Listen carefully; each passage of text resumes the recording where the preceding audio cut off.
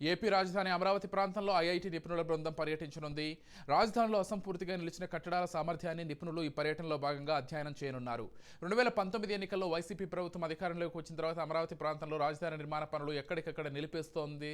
ఈ ఎన్నికల్లో చంద్రబాబు నేతృత్వంలోని కూటమి ప్రభుత్వం అధికారంలోకి రావడంతో పరిస్థితి మారింది. రాజధాని నిర్మాణ పనులు వేగవంతం చేయాలని కొత్త ప్రభుత్వం నిర్ణయించింది. ఈ 2019కు ముందు నిర్మాణం ప్రారంభమై మధ్యలోనే నిలిచిపోయిన భవనాలు కొన్ని ఉండగా మరికొన్ని ఫౌండేషన్ పనులు పూర్తి చేసుకుని అసంపూర్తిగా మిగిలిపోయాయి. దీంతో నిర్మాణం నిలిచిపోయిన కట్టడాల పటిష్టతపై ముందుగా ఒక అంచనాకు రావాలని ప్రభుత్వం నిర్ణయించింది.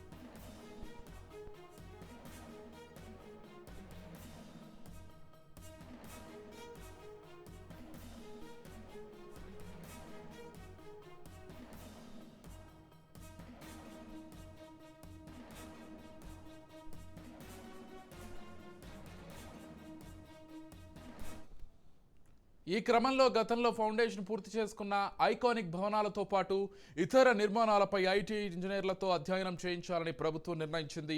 ఐకానిక్ కట్టడాల పునాదుల పటిష్టత నిర్ధారణ కోసం ఐఐటి చెన్నైకి బాధ్యతలు అప్పగించింది.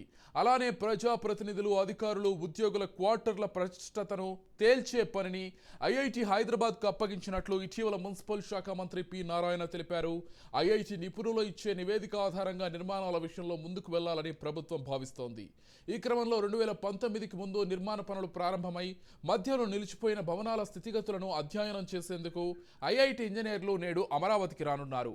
ఆయా నిర్మాణాల పటిష్టత, ఇతర టెక్నికల్ అంశాలను పరిశీలించనున్నారు.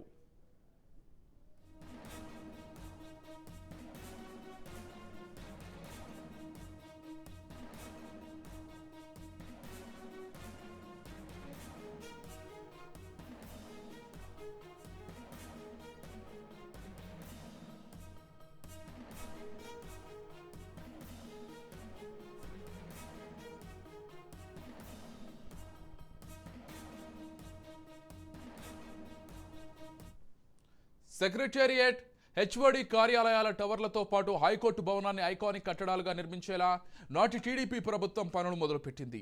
దీనికోసం భారీ ఫౌండేషన్లతో పునాదులు కూడా వేస్తుంది.